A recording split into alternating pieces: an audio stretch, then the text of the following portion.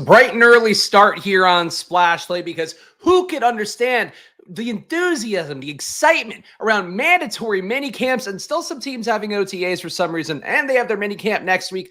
Either way, though, I'm already in a draft room because this is what we have to do to stop nonsense like this. The other alternative is showing this man's Facebook page on the stream. I'm not sure which I'm going to do. But either way, we're not going to support people's unhealthy addiction to stream drafts besides my own. My addiction to stream drafts continues on here on Splash Play. New drafts Monday to Saturday at 11 a.m. I am already in a draft room picking in the 101. So I'm being rewarded by the random number generator for starting early and not allowing weirdos to stalk me in draft rooms. We're going to instead go Christian McCaffrey here, and we are going to celebrate a little, at least hero RB perhaps, maybe an anchor RB. I'm sure we'll do some fun and interesting things here coming up. But honestly, like shit like this, guys, shit like this. And I will share something with you as well on the screen right now that is not Jeremy's Facebook page. Let me, in fact, share. Hold on, I'll share a different tab. So for anybody who thinks I'm overreacting or whatever, let's go to BBMDB, a site where you could see people who drafted with you the most last year. Here's Chris Spags. Here's me. I looked at this morning and it was like, I am completely justified in my actions in yesterday's video. Look, a man who I did drafts with on purpose on stream every week, I drafted with 34 times last year. The guy who got banned yesterday, I drafted with 44 times just in BBM. That doesn't include on DraftKings, where he was also in 90% of my drafts. So I'm going to say, if I have to defend myself from the video yesterday, which I admit did go off the rails a little bit with me executing a man from the chat live on stream. This is why, like, there's a point of unhealthy obsession that I don't want to affect my portfolio when these are all the drafts I'm doing this year. So ultimately, I'll say it for the last time. These drafts are about me. They are not about people trying to stream into draft rooms. If you get them in one occasionally, if you're one of the people in 14 drafts me over the course of a year, that's probably a little bit much too, but I can live with that. But like, please, like, don't get weird with me. Like, that's what makes me not want to do this. After living through Barstool, I don't want to have the level of stream equity where I'm going to be harassed in things I'm trying to do. So that's my monologue here. I'm sitting on it, I'm getting it out, but hopefully you guys get it if you are a regular here. And if not, you know, people are going to hit the dislike, whatever, because they don't like the meta talk about shit, but it's what it is, man. This is my life here on stream every day. You're getting an hour of my life, if not more, on stream every day here, 6 days a week. But GMs, we're in a draft. We got Christian McCaffrey, so it doesn't matter. We have some random guys. Again, good mix of badges here, non-badges. We have a normal room. That's what we want to have. I just want to have a normal portfolio as best I can while doing streams. That's my goal. CLN saying the thing that I've said on stream before. I want to draft the least sharp people I can. Don't know why you would join a draft when you know more sharp people will be in there. That is the fundamental thing. Anything besides that is just arrogance, is what I'll say. But it's fine. You know, it is what it is. It's just something that, you know, part of the process here. This was part of what it is being draft number 94 for me on the year. Yeah, I'm jumping from stuff to stuff. I'm jumping from probably things back to this. I have to do back to updating PowerPoints again. Had the presentations yesterday where I was presenting one of 5 companies for probably yesterday. They all make millions of dollars a year, some of which were like healthcare innovative companies that combine AI with like cameras and stuff. And I'm like, yeah, I got this sports betting data app. It's pretty sick. It's one of those things, man, where I got to keep doing the dog and pony show for probably. And the more that I do it, I'm getting better at it, but I'm still like, we just have to make so much more money. so on that note, so now that I've fucking whined and I've talked about my own inequity, my own imposter syndrome, I suppose, go check out probably.com/subscribe. From a good splash on there for 50% off. I'll keep that sticker up today, I guess. You need to make a fucking $1 million to get an investor for $1 million. What a world. How's that how this goes in 2024? AI plus cameras plus healthcare sounds like a HIPAA violation. There were definitely some things that seemed weird. There's one guy who was pitching a metaverse thing, which feels a little bit dated, even though he was targeting like Roblox and what is the other one? And I guess Fortnite, and then whatever the third one is, people say that you could put stuff in it. It's technically a metaverse. It was some education tool within that. And that guy was like, it was like a product where it's like, what, are we back in like 2022? So I think like AI for me is going to be like the metaverse of 2022 coming up now. Everything is AI though. Like we got a Y Combinator interview for probably, And all the companies that got in from Y Combinator are just like, here's a chat GPT wrapper for this. Here's an AI this. I'm like, fuck, man. Like AI betting, people will tell you it works. It doesn't. Like it really has not been figured out in any way. And I don't think it ever will be. It's still just a reflection of probabilities. So market data, I think, can be enhanced by AI, perhaps. And we're going to figure that out at some point. But AI is just another one where it's like, there's AI toothbrushes out there. You don't need a fucking AI toothbrush. All right, Nico Collins would be the top pick according to my ranks right now, as well as ADP. You guys know you can always tempt me with a Nico Collins good time. Probably, honestly, overexposed to Nico Collins at this point, but he's going to be one of the picks here. And then for the second pick, of course, picking 2 picks at the turn, so we're going to have a lot of chatting in between on a day where I'm bitchy. We got Nico, and I'm low on Mike Evans. I think that's deliberate for the most part.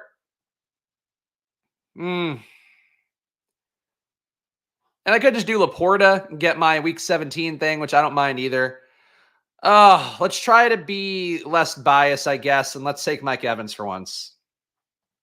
Trying to, at this point, being about, I guess this is going to be close to 40 drafts from you in BBM. I do want to start being a little more mindful of the portfolio. I think it's 75 is really where you have to start going, all right, this lever I got to completely take off the table. This one I can ramp up a little bit more if I want to get exposure to a guy. At this point, I'm not feeling I have to do that too much, but I don't want to be fully blind to guys like Mike Evans, who I don't love the run out for the Bucks. As I've mentioned on stream a few times, I think the loss of Dave Canales is a tremendous one. But I do think for me, the exposures here, let me look at Mike Evans. I've actually not gotten a share of Mike Evans yet. So that's too low of an exposure, I would say, even though I'm down on Mike Evans. I'm going to 150 max this. I got to have some Mike Evans at some point. Shout out to probably be sweating the Skeens under today. Yeah, hope that hits. Hope that hits. The Skeens unders we have hit a couple times already. I would say though, like that's one of the ones where I place and I'm like, oh God, like that, like Luka under 10.5 assist bets that we'd have in season, I guess still going on for him. Those bets where I'm like, oh God, anything that's like saying Luka's going to have less than a double-double or under 9.5. Those are probably the ones that make me sweat the most. But star bets though, that's the thing, is like people bet up stars. So people like Skeens, he probably shouldn't be at like 6.5, with that much going the opposite way. Like you shouldn't be juiced on the over for 6.5. So that's the kind of thing where it's like you just take the bet because like it's probably priced up a little bit too much by the less sharp betting, and you hope it hits. What would probably over under be for snipes on the stream? I don't know. I mean, we don't have anybody who I'm worried about here, or even worried about, just like who we know does it over and over again for 44 drafts of my BBM portfolio.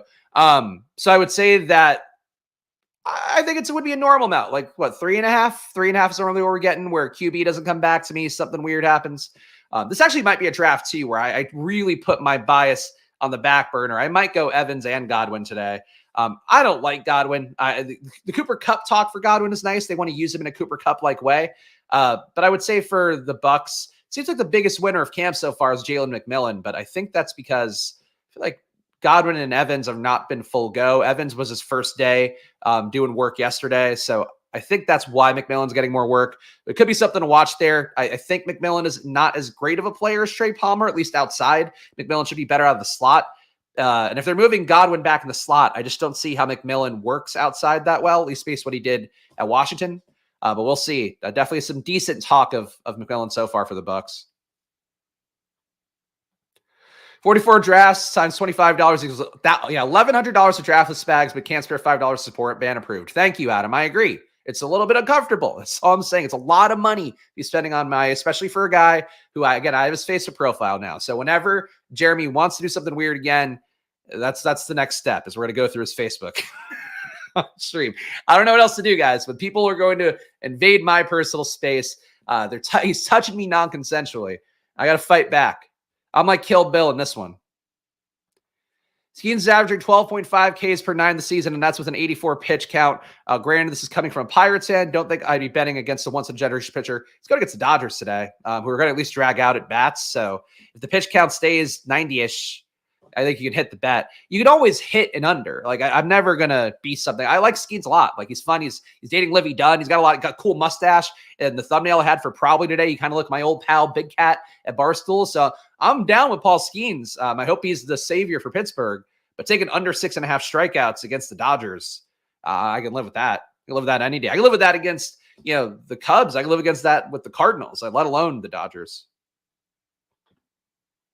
An under is always alive. Exactly. And frankly, Skeen's little tweak, and I don't want to jinx it, but like, for pitcher tweaking his arm, they're going to pull him immediately. You have a lot of outs. Honestly, there was a couple bets we had probably the other day where it was like, I had an under on strikeouts, but an over on outs it was some like mid pitcher. But it was like, it was plus EV bets, they're correlated, whatever. And it's like, not somebody I'm expecting to do that well, but it's like, yeah, this guy can just keep throwing ground balls. For Skeens, the risk is like, if he gets banged up, like you can't hit an under on strikeouts, but an over on outs, or an under on strikeouts, but a cash and under on run line. Because if he's getting hit, he's going to get hit hard. Like when Max Scherzer gets hit hard, he's throwing fastballs over the plate. Guys are taking him yard. Like I think that's what Skeens, that's what the outcome is. It's a risk of having that fast of a fastball and stuff like that. But still, like I love Skeens. I don't want to make it. It's just that's where the money is the under on favorite guys. Always going to work. Kyron fall continues. Yeah, Kyron going at 36 in this room. It goes room to room. I'm still comfortable taking Kyron in this range, but obviously if you can get him at a discount, great, scoop him up. His workload, this is going to sound insane, with 18 weeks of data, he actually finished as the top Spags rankings running back the data point, not my in-season ones that I do by hand. So he was actually data-wise in terms of his workload, his EPA per rush, the red zone work, all of that combined, he actually was just a little bit ahead of Christian McCaffrey. So whatever that means to you, he's going to give some work away this year to Blake Corum. How much, we'll see. But I think that's sort of the way that I would view that. All right, 0120. We got a lot of favorites here, a lot of regular favorites. No Lamar. I mean, McBride is always fun as an elite tight end. But you know what? I'm going to try to draft a little bit out of hype here. I'm going to go Christian Kirk. And I'm going to go Stroud is always nice. Stroud with McCaffrey is pretty fun. But Keenan Allen would make this team more fun at receiver, I think. And McLaurin would make this extra fun as well. Let's just take the Stroud single, I guess. Or can we... Man, I'm really conflicted here. I'm going to go Keenan Allen. I'm just going to build a nice wide receiver room with guys at good ADPs. We're not getting any screaming discounts at this point. I like Trey McBride. Kind of want to build more wide receiver out because of the fact we had McCaffrey at the 101. So McBride at 49 after Kincaid, maybe a mistake to pass him up. How as far as McBride going to fall? Andrews goes ahead of him. It's crazy. Yeah, go, Jeremy is the answer. There's no go, Jeremy. He's banned. He's banned. So whatever weirdo stuff he does at this point will just be met by equal force in return. Don't take the bait on a naked quarterback. Stroud wouldn't have been naked. Stroud would have been correlated with Nico. But I agree. Naked quarterbacks falling, usually not the thing for me, unless we're talking a huge discount in a guy like, I don't know. Who would it be? AR falls to 70. I think if you're at 70 and you don't have Michael Pittman, please scoop up AR at that point because you're not missing out on that much there. If you have somebody like Lamar falling, 46 for him in this room was kind of falling. Probably would scoop him up because you have Andrews. This guy got 46, 51 Andrews, so that works. He also can tack on Bateman. You're not losing. You are losing a good amount without Zay. To me, if you can get Zay with Lamar, I'd prefer that to Lamar with Andrews, which is a lot more common. But Zay with Lamar, I think, is probably my more fun Lamar duo. Camp stuff to talk about, though. So that's the title of the video. So Garrett Wilson, I feel like having a good camp. I do have to say I do approach everything for Garrett Wilson with an extra quizzical eye just because of the fact that he hasn't produced anything like anybody else. Negative EPA per target guy, which is so bad at his level of being in year 2 and all of that, or last year being in year 2. Garrett Wilson, some numbers. Let's look at him real fast. He was targeted 25% of the time, right? Make sure I'm just lining this up right. It's 26.2% of the time, so a little bit better. Tank Dell is 25.1%. So Garrett Wilson targeted 26% of the time, also with a negative 0.15 EPA per target. People will blame the QBs. I think you can have that. That's 2 straight years where he's had a negative EPA per target. So to me, I think for Garrett Wilson, him having a couple nice plays, and he actually also had a drop from Aaron Rodgers where at least, Xavier Gibson, I believe, had like a 59-yard touchdown. Garrett Wilson dropped his version of that. For Garrett Wilson, I'm trying to be a little more agnostic, I think, on his camp buzz. if I were picking at the turn and let's say everybody was gone, like Drake London's gone, Puka's gone, Harrison is gone, I'd be willing to take Garrett Wilson at 14, 13 more. I'm not going to reach for Garrett Wilson. I just don't think his camp hype is real. He's on the thumbnail because he's getting a lot of camp hype. I think he's the most wish-casted player in the NFL, perhaps besides Breece Hall, who is also injured again with a lower body injury. Like, I don't get what it takes for the Jets to fall a little bit, but I would say they should fall, and I am not buying the camp hype on these two Jets once again. Thank you for, Sammy with a $3 super sticker. I think that might be the first time I've seen a super sticker come through, but I appreciate that.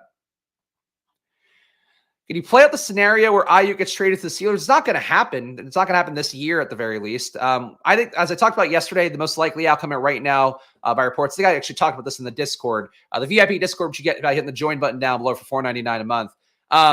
So I talked about it yesterday. Basically, Ayuk, I think the most likely outcome, he's got to come back to the Niners because they're not going to trade him. I don't think he would go to Pittsburgh this year, no matter what. The Jets trading for Debo this year would be more live because Debo's the one who would go if they agree to any extension at all with Ayuk. But likely it's that these guys go into 2024. Ayuk, I could see forcing a hand, maybe more so. It seems like the Niners' latest reports from, I think it was the beat reporter guy for The Athletic, was talking about how basically that Ayuk could make it contemptuous, which might want to make the Niners move on more. But right now, his price, I think he's asking for Jefferson money, and I think they want to pay him like Waddle money. So they got to meet somewhere in the middle. And the McCaffrey deal takes up some cap, but maybe allows them some more flexibility so they could make the deal. But I don't know. He's got to play under the tag would be my guess. Or, the option rather. 0140. McCaffrey, Nico, Mike Evans, Christian Kirk, Keenan Allen. The irony is Chris Godwin, I feel like, falls in every room, and Chris Godwin went at 61 here, so can't even get the Bucks double in this world. I will take David Montgomery, though. Do like a Niners-Detroit bet, and Montgomery to me in any sort of build, a 0 RB build, a hero RB build, we're doing well with it. So Montgomery will be my first pick off the board here. Second pick off the board. And no correlation we have to jump out of our way to get. Ingram might be nice to increase the Jacksonville bet. I feel like Jacksonville bets are quietly one of the chalkier things going around out there. Don't mind increasing the bet on Detroit, San Francisco a little bit with Jameson Williams. Maybe a little more youth and spike week there. I'll go Ingram for the double. I hate it, but I'm trying to draft a little bit out of type. And Jacksonville, I actually have been drafting even when I'm drafting teams that I like. But the teams so far, let's give it a read. No quarterback, 0-2-4-1. We got Christian McCaffrey at the 101, David Montgomery. So some week 17 correlation there. Nico Collins, Mike Evans, Christian Kirk, Keenan Allen. So no correlation with anything yet for these guys. Besides Evan Ingram, I guess the hope is that we'll take Trevor Lawrence at a reasonable ADP. I really don't want to go crazy reaching for Trevor Lawrence. We'll probably have to take Lawrence at 120 if it gets there. It's very nice chat here from SCL Bree 1 of 1. Thank you for that. You're really solid and consistent with your takes, Spags. My drafting is greatly improved since I started following you. Thank you. I appreciate that. And got to give him credit too. Like, he's not like he's in the draft rooms. He's just watching streams and getting the results. So I'm glad to hear it. Obviously happy to help out if you ever need anything on that front. But and I do give, again, if you want to join the channel, which you could have done instead of the super chat, I do give 10 team reviews a month too. So if you really want to hone in more, I give really thorough feedback as best I can on those. Like, we're talking at least a paragraph of me giving you kind of takes on what you're doing and managing draft capital. So if you want to check that out, hit the join button down below. Of course, support the channel and all that. But I appreciate the super chat too and the kind words. Seeing a lot of smart people being high on Ingram. What are your thoughts on him this year? I think he and Kirk, so the issue I have with those guys is that, to me, Brian Thomas is an elite red zone threat. I think that's a problem for those guys. That said, I do expect Ingram and Kirk to be the majority of where that ball is moving between the 20s when it's not going to the run game. So, I think there's a good concentration of opportunity there. Gabe Davis is there. He's going to take something off the table, but Ingram and Kirk both have a real rapport with Trevor Lawrence, and I think, too, are efficient enough at what they do. The issue is that, Ingram ran bad on touchdowns last year. Kirk is not a touchdown, end zone equity kind of guy.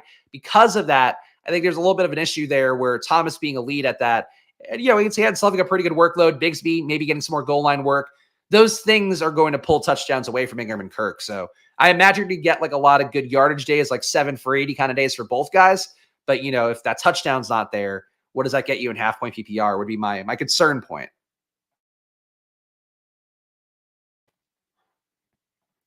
Do you feel like Wilson will take a massive step this year, considering he has put up 1K yards in back-to-back years of Zach Wilson? I think he can be a solid player around 1K. I just don't know that he's worth the 1-2 turn. And I would say, too, people who are going to critique Drake London, if you're going to critique Drake London, you should probably critique Garrett Wilson as well, who also hasn't really done anything. And I would say that Drake London has a lot more cover because he had bad QB play and a bad play caller, whereas the Jets have had some decent, at least target feeding to him. Drake London's never been fed targets like Garrett Wilson has. But I don't know. Like, I get if you want to buy the Garrett Wilson leap, he's still coming into year 3, year 1 to year 2, year 2 to year 3. Those are the biggest leaps your guys are going to have. So Garrett Wilson can hit a level more, but is he going to hit a level more with more weapons in the room, with a team that wants to win on defense? I just don't see it. Like, I think maybe he'll be more efficient. Maybe he'll finally be a positive EPA player this year, but I just don't know that means that he's like worth the draft capital. You have the 1-2 turn. So you're claiming it's a 0%. Okay, so raise it. You're biased a little bit here, but I'm not saying it's a 0% chance, but I don't think it's more than 10% and frankly more than 5%. If you're the Niners, you're competing for a title. You're just going to make him play it out. He has to get his vested year no matter what. It's wish casting a little bit to say he's going to go somewhere else. To force trades in the NFL is a really hard thing to do. Ingram would have to make it so contentious, or not Ingram, Ayuk would have to make it so contentious that there's no other option there. It's basically what it is. So he'd have to push the nuclear button. He can do that, I guess, but I think it's more likely they'll find a deal between, 80 million guaranteed and under 10 million guaranteed. So that'd be my guess. And then they'll get rid of Debo next year. That's probably how it goes. He's getting older. The rushing stuff probably goes away a little bit. Ayuk probably more built to be a good receiver into a later period of time. That'd be my guess is long-term. But I think this year they're going in, they want to win the Super Bowl. You can't get rid of guys when you want to win a Super Bowl. Guys like that with that much talent. So this is a bummer that I've passed up McLaurin at ADP because I was trying to get different. And I have Jaden Daniels staring me right in the face here, just begging for it. Running back, though, I think we continue to build out here. I don't get a lot of Curtis Samuel, but I think we're dying at QB. So we're drafted out of type. We're not totally going out of type here. We're going to take Jaden Daniels with one of the picks. And to avoid the week 14 conundrum, let's just take Caleb Williams. No, we can't do that because we are going to take still Trevor Lawrence. We're going to try to push Trevor Lawrence. Connor is always a nice pick for me. I would like a wide receiver 5, but this is pretty gross for wide receiver 5. Curtis Samuel, is he worth wide receiver 5 status? I think we're going to say he is. Again, so that's the part I'll do out of type. So not a big Curtis Samuel guy. I think he's fine enough. I would prefer to have Khalil Shakir a little bit cheaper. I'd prefer to have Keon Coleman a little bit more expensive. But Samuel is functionally the wide receiver 1, so that's one of those biased things. I'll try to kick alongside Mike Evans today. And Jaden Daniels, this team needs to have something I find fun. So we have some fun here with Jaden and Trevor Lawrence will be the duo at QB, hopefully, assuming that Trevor Lawrence can come all the way back to 120. With you, Spags, just playing the speculation game, which I think is prudent in a lottery-style contest. Yeah, it's just hard he's got to make it real bad. And Debo made it pretty bad when he was holding out for his contract. They still didn't trade him. The Niners were just too much of a diamond hands team, I would think.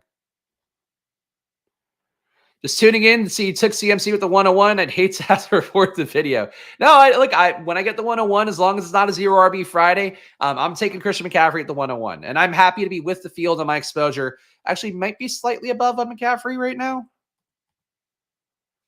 I'm at 5.4% McCaffrey. This will get me closer to 8. So I would like to be at least holding hands with McCaffrey, if nothing else. But that's how that goes. What's my Jaden exposure? Well, we saved that for Friday, but 46% right now. Preparing to dial it back any day now, but I just, that price tag when I don't have a QB, it's just going to be a thing where situationally I'm going to end up taking Jaden even when I don't want to. He's too talented. He's too good of a player. I think he's mispriced. I mean, ultimately, I think his true value should be ahead of Joe Burrow. And I know that's going to be jarring people, but that's what his true value should be because of the rushing and because of the fact he does have some easy targets that could lead to big days around him. So those two things to me make him think that's where he should be valued. I also thought last year that AR should be valued around where Justin Herbert was going. That ended up being right and then some. That said, you're accounting for risk, so I get why he goes where it does. But in my mind, like, he's just should be more in that 5-6 area because of what he represents. Like, he represents 100-yard rushing upside, which matters more in DraftKings, but still here, it's going to help you out a lot at QB. He represents at least 1 touchdown equity rushing. Going to have less red zone work overall because he's not quite as big, but he's still going to get you some decent runs that turn into touchdowns. He's shifty as hell. So it's hard for me to pass up Jaden in a lot of builds, but I would like to be closer to 33% on him. I think that would fit the bet, assuming his ADP holds in this range. 33% would even be a little bit aggressive. My presentation was so it was at the Comcast Technology Center here in Philly, which is like this fancy building that Comcast built. It went well. I got a couple cards, but nothing. It was like a pitch competition where I mentioned it earlier. We're competing against companies with like $2 million a year in revenue, and they were like healthcare AI companies. One really cool coffee company that has cut down coffee supply from a certain time frame where normally coffee is sitting on shelves for 9 to 27 months. They're able to get coffee where it's in stores or on shelves for under 3 months, which is like, going to obviously make your beans taste a lot better if you're a coffee person. So like a lot of cool shit. And I'm like probably is really cool. Like, I think I probably undersell it here in these videos because we're talking about best ball primarily. It's a really cool product and does things that nobody else there does. But it's like, we don't have millions of dollars of revenue. Like, we're closer to like 1K a month in revenue right now. And we need to get to 10K and that's a haul. So that's why the sticker's up today. So please, if you want to support Spags endeavors, it all goes to one bucket really. And I want these to be my 2 jobs, splash play and probably are the 2 things I want to do. So the more I have revenue to make that work, the better. That's why we're chasing funding so hard. All right, back on the clock here. So now we can focus on football. We need a running back. Austin Eckler, I'm happy to get. I do like Dalton Schultz as a bet always, but obviously we would still be live for a Ben Sinnott later, so that's fine. Nothing else here I think is too appealing. I guess going up for Dotson would be kind of appealing. Let's take Eckler. We'll do that for the tiebreaker. A little bit of correlation with Jaden once again. I am quietly getting up there on my Eckler exposure because of so much Brian Robinson that I have, making the inverse bet, which is just what you have to do. I get it. And I'm going to take Dotson here. Again, we have Jaden Daniels as our QB. We got scooped on Trevor Lawrence for reasons unclear. So we're just going to keep going here. And we're going to take this shit. Who took Trevor Lawrence? Really? Who did this to me? All right. So the drafter took Caleb Williams, Trevor Lawrence. He does have Brian Thomas. He does have DJ Moore. So he had rights to him too. Fuck, man. The one day I'm mentally prepared to take Trevor Lawrence, I can't get him. And God knows I was not taking Trevor Lawrence at 97. So we're okay. If ever there were a thing, though, to make me not tilt, it's losing out on Trevor Lawrence. Trying out for Shark Tank. I would try out for Shark Tank. That'd be sick. The Mark Cuban's on the show anymore, so that would kind of ruin some of the appeal, I would think. Also, I've never watched Shark Tank, weirdly. I think my co-founder has, though, our CTO. Cora makes sense with Kyron's foot injury. No, I mean, Kyron's fine. They're just holding him out till camp. Not the kind of thing I'd worried about. I'm okay with Corum, but Corum doesn't do a whole lot for this team. Corum, if I were building out Arizona stuff, maybe would appeal to me more. But I need to get some correlation with Jaden. I like Eckler as a fallback if Brian Robinson's not there. That's all it is. Spag sniping JD from Terry Drafter and now becomes T-Loss snipe. Yeah, okay. That's how it goes. I passed up Terry, though, which is foolish on my end. I was trying to do something different just to fall into my old traps. Jaden Daniels is like my booty call in drafts where I'm just like, you get home from the bar and you're like, what's going to bring me 5 seconds of a euphoric feeling? And it's like, Jaden Daniels click. Anywhere post 95, I'm like, oh, man, that's just it's right. And I can finally rest. That's how I feel with every draft. But Jaden, though, still, again, responsible drafting. That's always what we try to preach here. I got to get him to 33% max. Ideally 25%. That's not going to happen. JD's that busty babe that never gets less hot. It's true. She's the St. Pauli's beer girl is what Jaden Daniels is right now. I'm calling Jaden Daniels I'm treating him like a prison bitch. But yeah, she's looking good, that Jaden Daniels. I want some more camp reports from them. I want to see some highlights. I need to start getting the dopamine fix of like getting some Terry bombs from Jaden because we've seen sick throws from Jaden to Jahan Dotson. We've seen Terry catching some good balls from the backup QB there, who I think for Mariota was what it was. Might have been the third stringer. But we've seen both those parts. I need to see them come together, and I need them to also start driving up ADP so McLaurin gets to the 30s, and my bags look brilliant. That's the biggest hope there. Sleeper to send some Claypool steam. No, thank you. No, thank you. Guys, draft number 94 streamed for me on the year. And of course, I'm going to keep doing them here every Monday to Saturday at 11 a.m. So please subscribe down below, hit the like button, leave a comment. All those things help out a lot. Of course, me as a solo proprietor, your support does go a long way here. I try to do my best to explain my thought process, explain how I'm viewing things. You're welcome to come along for the ride. If nothing else, at least approach the things you're seeing with the same level of concern, I guess, worry, but really, dive deep on everything is really what I would say for this stuff, not in a conspiratorial way. I'm not Aaron Rodgers here at QB trying to sell you on how the towers fell. I'm trying to sell you on just like bring my process to everything you do if you can, and just, and see what it shakes out there. But that's what we do here on Splash Play every day, and that's my promise to you, no matter what the draft rooms are. And obviously, we're going to build some sick teams along the way. Sick Jaden Daniels helm teams are going to be here very frequently. That's the other promise, really. Thoughts on Claypool? I have none. I don't think that's a thing. Look, it's a wide receiver room. It's open, as I've mentioned. Keon Coleman. I always want to say Keon Benjamin because I keep lumping in my head with Kelvin Benjamin. Keon Coleman is a guy where he's more meme than good player.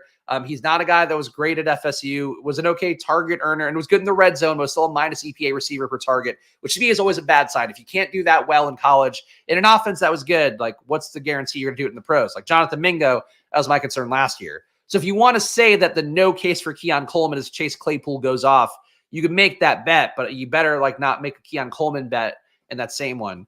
But I think, the Bills showed some signal there of concern for Coleman where they brought in Claypool, they brought in Quintez Cephas, who I think got cut pretty fast. But they brought in guys there to try to, hedge the bet a little bit at outside receiver. But I think Keon's doing well enough that maybe that makes it less of a thing.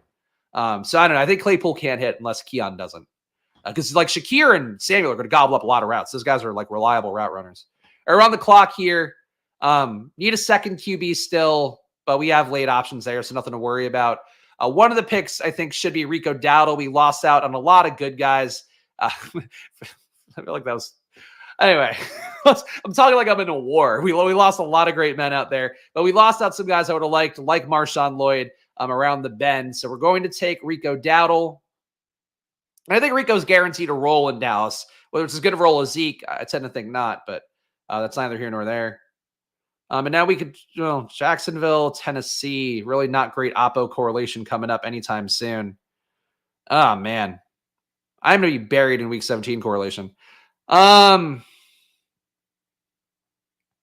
think Sinnett's more valuable to me right now than a running back. Close the loop at tight end. I'm comfortable with an Ingram Sinnett room. Still need to get our second QB, but obviously we have a couple options later on and could also take a third tight end later on that might correlate. Team so far is a 1-4-6-2. We've got Jaden Daniels at QB. I'm not stopping. I can't stop. I won't stop. Please don't compare me to Diddy. That's the person was aligned with that quote. Let's go Christian McCaffrey at running back, David Montgomery, Austin Eckler, Rico Dowdle. I think you could use one more running back, but this is a room full of guys that all have roles. So you can make the case I could be done at running back, but I would like to improve with one more guy who I feel like has a role. We have Nico Collins, Mike Evans, Christian Kirk, Keenan Allen, Curtis Samuel, Jahan Dotson at wide receiver, at tight end, Evan Ingram and Ben Sinnott. So be nice to get Atlanta bringbacks. Those are getting pretty thin because Mooney's gone. Be nice to get a QB, but I think we'll be able to get that. Would be nice to get some Oppo Tampa Bay correlation, I think might be good. We'll see what we get on the home stretch. Do we think Dallas might still bring another RB? I don't think so. It sounded like the quotes from McCarthy this week were they're going to go with Zeke and Dowdle, and there might be some Freeman touches involved in that. I guess maybe Deuce touches, but he made it sound like it was a three-man backfield in one of the coach speak things that came out this week. So, yeah, I don't really think anything more than that. I think that they're good with their guys. And that to me makes guys like Zeke a little more valuable. I've had Zeke in the 120s in my ADP for a while because of the fact that I think he's probably the touchdown getter there, the end zone back. And Rico's going to get some decent work for himself. I think Rico could probably get himself 10 touches a game, maybe, which for Rico at his ADP, if he's good with him, he'll be good. But I think he's basically the same player as Zeke. EPA wise, I don't see a difference. And, the situation for Zeke was worse last year than Rico's. So I think those guys are pretty similar plays, but I prefer Zeke. Sure, happy to help. That's what I'm here for. That's why I read everything. That's the quote unquote job. You take Deshaun Watson, 20 picks past ADP if you already have 2 QBs in DraftKings draft. I do have Cooper drafted already. It depends what your other positions are. If your running backs are good, if you're feeling like you could handle a luxury pick at this point, because that's what that basically is, I think you're okay to do it. But I wouldn't force it. If you're like dead at running back and you don't know how to handle running back later on, if you're dead at wide receiver and you didn't take enough guys in the top 100, then no. But if you're okay, like besides that, then yeah, I think that's a good pick. Or an okay pick. I'm not the biggest on Deshaun this year. Deshaun, I tend to believe, like the ADP chasing guys have said a few times, I question Deshaun's desire to play football. I don't know that he wants to do this anymore. That said, I'm glad he's finally throwing. Like he wasn't throwing until about a week ago. So the fact he's throwing at all is a good sign. You generally, here's one of the secret things about fantasy football people don't tell you. You generally want your QB to be throwing. You want him to be excited to be doing it. You want to be doing it with tremendous frequency. Those are 2 things about QB play in the NFL that people don't tell you, that I only know because of my time at Football Outsiders, where I got really inside the cabal and got to learn about the important parts of football. But that's really the main thing there for Deshaun is like, I wonder about the pick, but he still, can be a decent fantasy QB. And I always have to say with Deshaun, the worst play in football last year was him getting confused to where the line of scrimmage was and throwing the ball backwards for a turnover. That was one of the worst plays I saw in football last year and really showed a guy that is just not the same dude to me. Thank you, Ivan. One of our longest-term regulars knows I know ball, and he's known it for years, so I would take Ivan's word on that one, but I appreciate it and glad to see Ivan here. Glad to see all you guys here, of course, if you're watching live or after the fact. Do appreciate the support here, especially as we try to draft different teams, try to get different rooms, try to have fun. That's all we can do every day. Those 3 things. That and putting on the money hat. True, no one else holds a football like me, old Scott Hansen. He can't do that. Can't do that over a prolonged period of time. So Bucky Irving is still here. He's one of the picks. I like that. And I believe we found our QB2 with that as well. We're going to take Baker Mayfield. So again, not a bet I'm making frequently. If I'm going to make a bet on Baker, probably would have preferred to also take Chris Godwin. But honestly, we could be live for a late Jalen McMillan share and make the bet that McMillan is playing so well in camp that Chris Godwin, a guy who there's been a little bit of acrimony with in the last year, his wife famously going on social media to bitch about the team. Then Godwin ends up ingratiated more into the game plan the following week. Maybe that's a thing. Godwin was briefly, there were some trade rumors around for this year as well before they started doing we're going to use them like Cooper Kupp stuff more recently. So I'm willing to make this bet on Tampa Bay here, but again, would like to make it with Godwin if I could.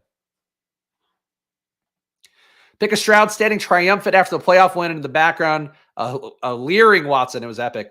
I mean, hey, Stroud is everything that Watson was briefly in Houston, and maybe then some. But we'll see. We'll see how the trajectory goes. CJ Stroud, people I feel like getting sick of, it seems like, on Twitter because of him doing more media stuff. CJ Stroud to me is like already a better media guy than so many people out there, and I love that he actually has takes. Like his Matthew Stafford would have likely won a few more Super Bowls than Aaron Rodgers if he had the same supporting cast. It's a fucking great take, and I would agree. Like I think Aaron Rodgers is one of those people that continues to get exalted. I would take Stafford. Like I worry about the back with Stafford. I draft not enough Stafford because of that, especially last year. But like he's a better quarterback, like in terms of what quarterbacks see, which is just, me being a quarterback. No, but what like quarterbacks actually see, which is downfield throwing, which is getting the ball and having incredibly live arms and all that. And Aaron Rodgers is just like, like a West Coast offense guy is getting a little, we're going to move the ball, going to move the ball, going to move the ball. Like it's just different styles of quarterback, but I love the Stafford type. And I know people will go like, oh, well, supporting cast, like Aaron Rodgers didn't have Megatron. Yeah, he also didn't have the fucking Lions organization ruining everything at that time period as well. So, it is what it is. Let's see. Do we like McMillan over Palmer? I like Palmer more. McMillan camp buzz is feeling a little bit palpable, but this is June camp buzz, so it's nothing that deep. But I think if I were making the bet right now, I'd probably take a shot at McMillan over Palmer because logically, I agree with what you're saying. Like I mentioned it earlier, to me, Palmer should be the beneficiary if they're going to move Godwin more in the slot because Palmer is an outside receiver. He was really great at that in Nebraska playing outside. So that's what I would want to see. But if McMillan's crushing in camp, maybe they're going to keep McMillan in the slot more or try McMillan out wide. McMillan was largely a slot guy, though, in college. So Let me see, we'll check his numbers real fast. McMillan.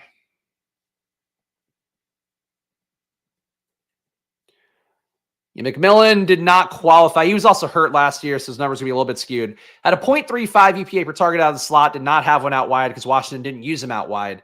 So I would tend to think, as we talk about a lot here, if you show in the slot and you're better in the slot, usually in the pros, you're going to find your way to the slot. It's basically what's happened with Ladd McConkey, where in the combine and stuff, you were saying, oh, Ladd's going to be able to play outside, and he probably will play outside a little bit. But then once he gets to camp, it shows that he's basically the player he was in college, where he was a plus EPA guy out of the slot, didn't do much out wide. Ladd McConkey plays out of the slot now for the Chargers based on what we've seen so far in camp. For McMillan, I would guess it's the same thing. Like, if he can't get out, like if he can't play in the slot, he can't play. I don't know. Like, I don't know enough yet, but that's generally how I feel about it. Jefferson's been falling in 1.8, 1.9 some of your drafts, 50% of your drafts. That's crazy. I don't get why. I've seen Jefferson more reliably go at the 104 so far, especially in these few days since the contract stuff hit. I think people are concerned about the QB play. I wouldn't be, no matter who starts at QB there. He's going to have a good outcome. McCarthy's got a very live arm, and Darnold has at points in the last few years been one of the best QBs in football. It just ended up that he had to be a backup for the Niners, couldn't find a job last year. So the point, I guess the point would be really, I still think McCarthy is the one who's playing to start the year and by week 17. The bigger point is that, to me, Jefferson, no matter who is there, the biggest thing that matters for him is that Hawkins is not going to be on the field for likely half the year. It's going to open up so many targets. There's no third receiver there who's really going to take targets away from Jefferson and Addison. And you have a great coach in Kevin O'Connell who's going to want to pass the ball no matter what. He passed the ball with Nick Mullins last year. So Jefferson shouldn't fall. I don't see him fall, but if you do, yeah, scoop him up. Absolutely scoop him up. I'll check some chats in a second here. McCaffrey goes the pick before me, which would have been a decent pick if he had fallen in that spot. All right, we have 2-5-6-2. I think that Tez Walker makes sense for Oppo. Houston, bring back to Nico Collins. Could add a sixth running back with Tank Bigsby that would correlate with our Jacksonville bet. Would like to make a Tennessee bet, but did Boyd go? All right, Tyler Boyd is still here, so Boyd will be our wide receiver 8 for some Oppo correlation for Jacksonville. And then maybe add on McMillan too in round 18. We'll figure that out when we get there. The team so far is a 2-5-8-2. We've got Jaden Daniels and Baker Mayfield. Just couldn't pass up Jaden.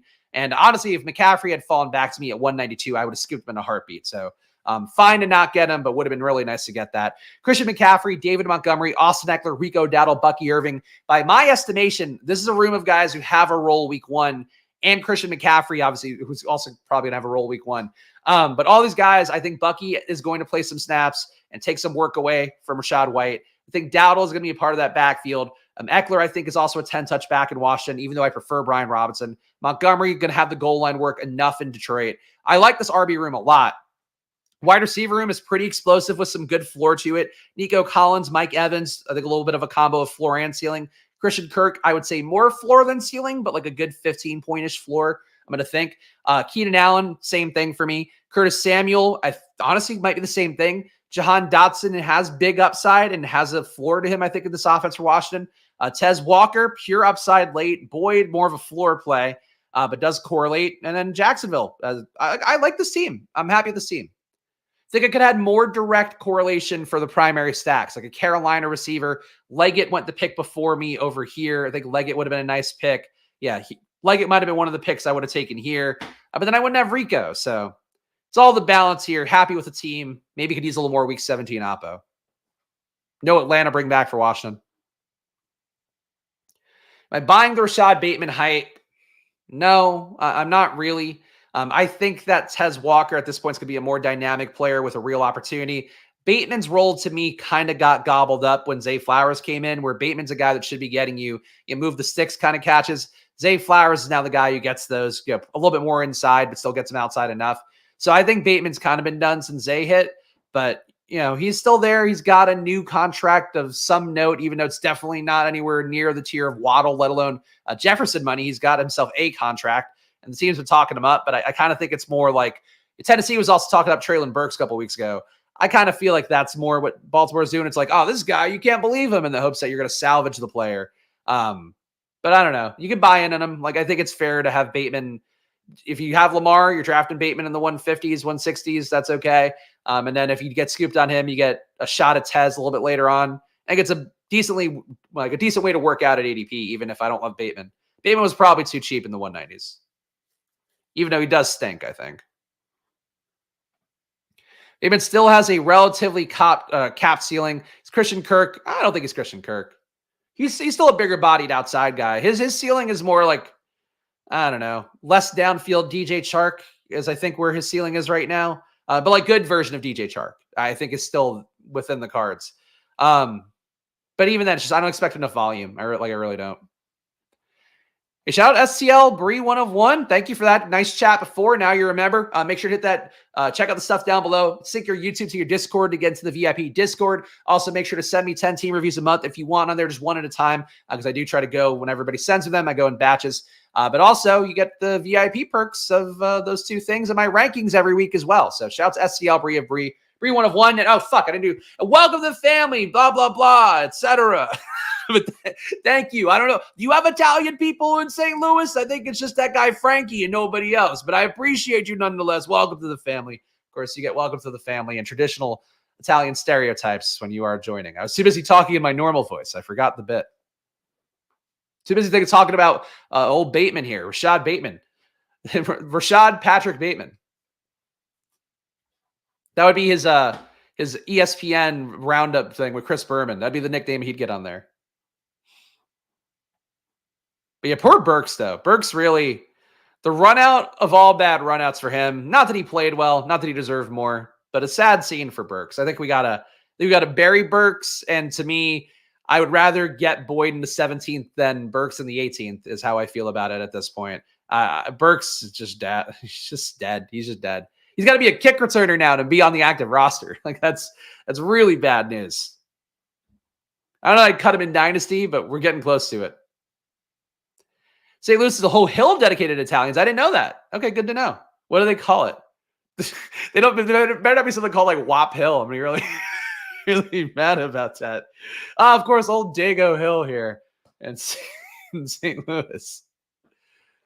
I know that they have toasted ravioli as one of the local delicacies, so I guess that's fairly Italian. Master Bateman. That's the easy one, but you can take it.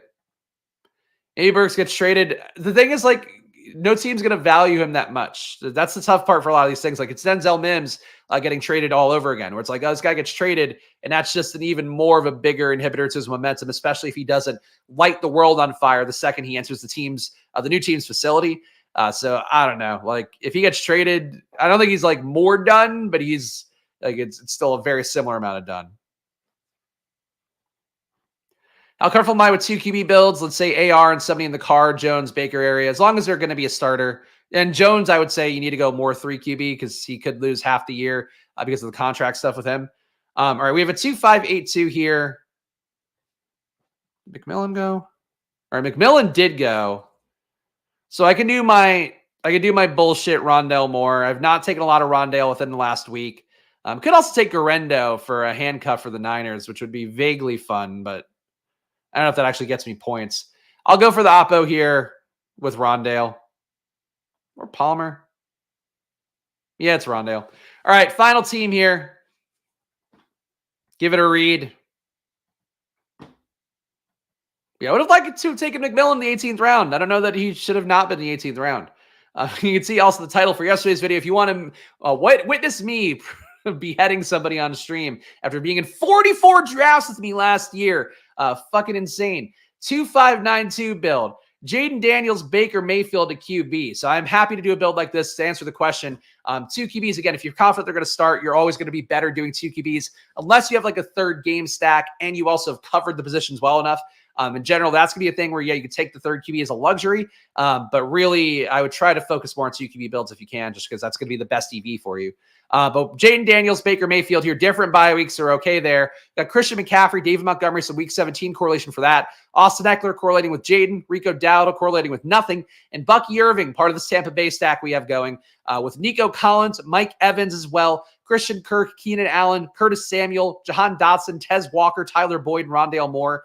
I like how this worked out where I did kind of go away from receiver for a little bit, then came back a little, kind of danced around it. I like that room. And Evan Ingram and Ben Sinnott, happy with those two at tight ends. I think these guys look pretty good to me. I am happy with this team, which is all I can ever ask here. I guess the second thing I can ask is for you guys to hit the like button and subscribe. And also, let's go use promo code SPLASH and Underdog. Again, bonus cash on there. The biggest deposit match you'll find is up to $250 in bonus cash on Underdog. So please, promo code SPLASH on there if you're new to Underdog. Check it out for yourself, though, at this point. I am preaching to the choir. I was actually watching a little bit of one of Liam's streams lately, and I saw now he's getting like the fantasy flock viewers who could probably see like his Best Ball Mania champion drafting or whatever, and the comments are all like very fantasy flocky, and I'm like, I'm very pleased I don't have that, but it's like that's the difference now between our two channels is that Liam's getting like all those kind of guys in, and I'm just here like, please fucking just be normal and just let me draft teams in peace. So I would encourage you to check it out because I thought it was very funny to see Liam replying to people. One guy was like, you should be more like the fantasy flock, and Liam was like, thanks, I'll take that into anyway, things that entertain me and only me. But yeah, anyway, promo code SPLASH there. Do that. Oh, he's not a woke liberal. Oh no. Am I supposed to be insulted? Oh no, you got what sick burn. Go check out probably the most woke liberal.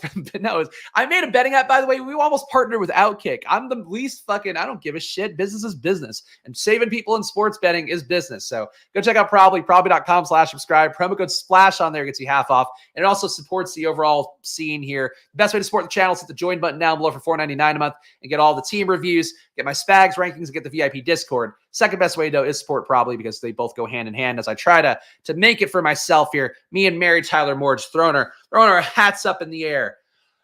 Oh, there's my hair, guys. Lots of hair. Okay. So you don't get that on stream that often. Stochastic, 15% off the promo code SPLASH on there. Only discount I think they have going for stuff like PGA, MMA, WNBA projections, all of that. All 15% off the promo code SPLASH on Stochastic. And drafters will be back on Saturday using the promo code SPLASH on their $100 deposit match. And for the folks who have free tickets, I did send a follow-up email today asking what the deal is because I haven't gotten my tickets either. So that's drafters for you, but still a great site. $15 entry fees there, 500K to first place, no playoff pods, 17 weeks of full point PPR, great tournament, great site to draft on. Use promo code drafters if you haven't played on there yet. Thank you to all these fine folks. I have to add the folks from today as well as folks from this week. But they'll be coming before Friday, before the reading of names. So thank you for supporting the show. And if you do support the show, you'll be added to this list. You get, again, a VIP Discord, 10 team reviews a month, and my weekly rankings updated so you get it all for yourself. And follow me at Chris Spags. Follow the show at SplashPlayPod. And as always, do gamble responsibly. Be smart with your betting as always. That's all I can ever ask for you and hope for you. Follow me at Chris Spags. Follow the show at SplashPlayPod. And I'll be back tomorrow with more. So, hey, enjoy your day, guys. And good luck. Bye-bye.